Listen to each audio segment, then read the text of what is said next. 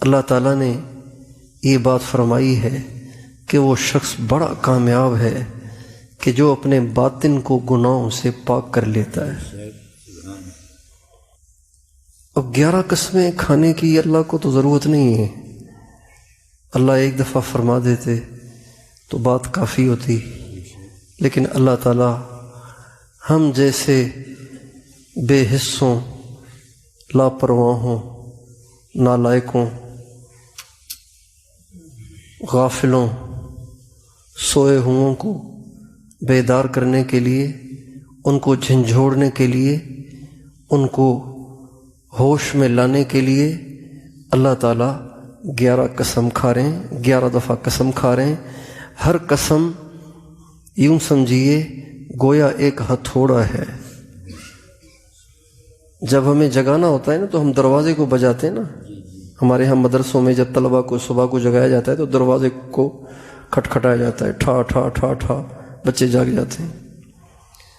اللہ تعالیٰ نے ہر قسم اٹھائی ہے تو گویا 11 دفعہ اللہ تعالیٰ نے زوردار دھماکے دار آواز کی ہے بندوں کو ہوش میں لانے کے لیے، ہوش میں آؤ، کیوں اپنے اندر کو گندا کیے پھر رہے ہو؟ کیوں اپنے اندر کو گندا کیے پھر رہے ہو؟ پاک کرو اسے، صاف کرو اسے۔ تو 11 دفعہ اللہ تعالیٰ نے قسم کھائی ہے۔ والشمس وضحاها، 2 قسمیں، والقمر اذا تلاها، والنہار اذا جلاها، واللیل اذا یغشاها، والسماء وما بناها، والارض وما طحاها، ونفس وما سواها، فألہمها فجورها وتقواها۔ یہ 11 قسمیں ہو گئیں۔ آگے فرماتے ہیں قد افلح من زکاها وقد خاب من دساها۔ 11 قسمیں کھانے کے بعد بھی اللہ تعالیٰ نے صرف افلح نہیں فرمایا، قد لگا کے اس کو گویا 12ویں قسم بنا دیا۔ قد کا معنی ہے تحقیق، پکی بات ہے، کوئی شک کی گنجائش نہیں، یہ ہے قد کا ترجمہ۔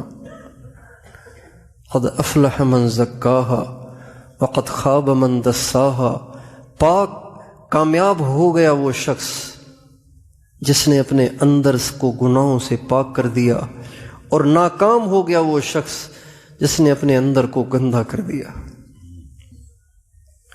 تو بہت سارے گناہ ہیں جو انسان کے اندر ہی اندر میں رہتے ہیں اور انسان اس کی فکر نہیں کرتا، اس کو صاف کرنے کی کوشش نہیں کرتا، وہ اندر ہی میں رہ جاتے ہیں۔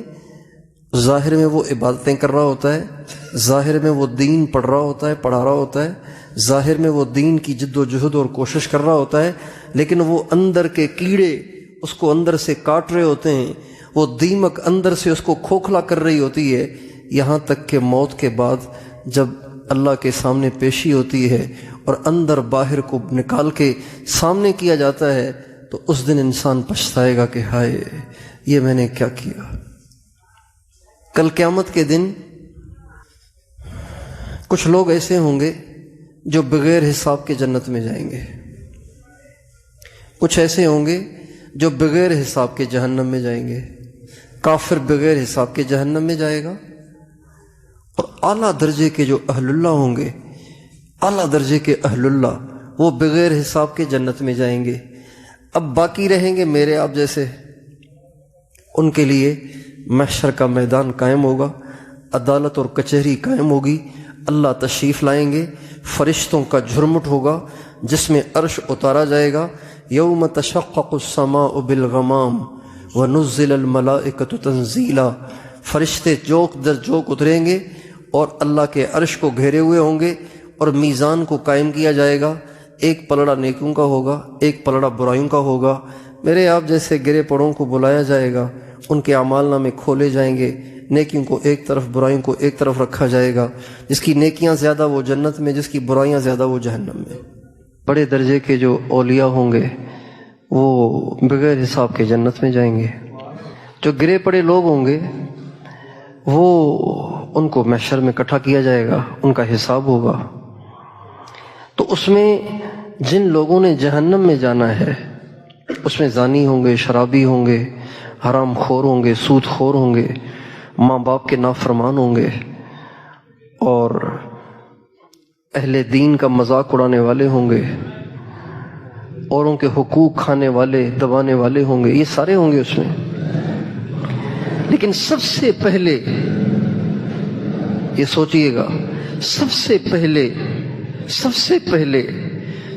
پہلے جن کو جہنم کی خوشخبری سنائی جائے گی، سب سے پہلے جن کو جہنم میں اوندھے منہ پھینکنے کا فیصلہ سنایا جائے گا، وہ زانی نہیں ہوگا، شرابی نہیں ہوگا، سود خور نہیں ہوگا، ایک عالم ہوگا، ایک شہید اور مجاہد ہوگا، اور ایک سخی ہوگا۔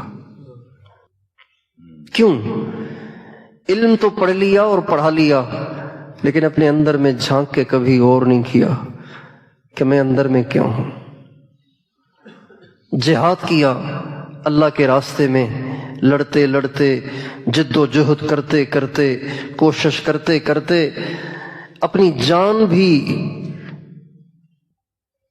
خرچ کر دی، لیکن اندر میں جھانک کے نہیں دیکھا، اس لیے دوزخ میں جائے گا سب سے پہلے۔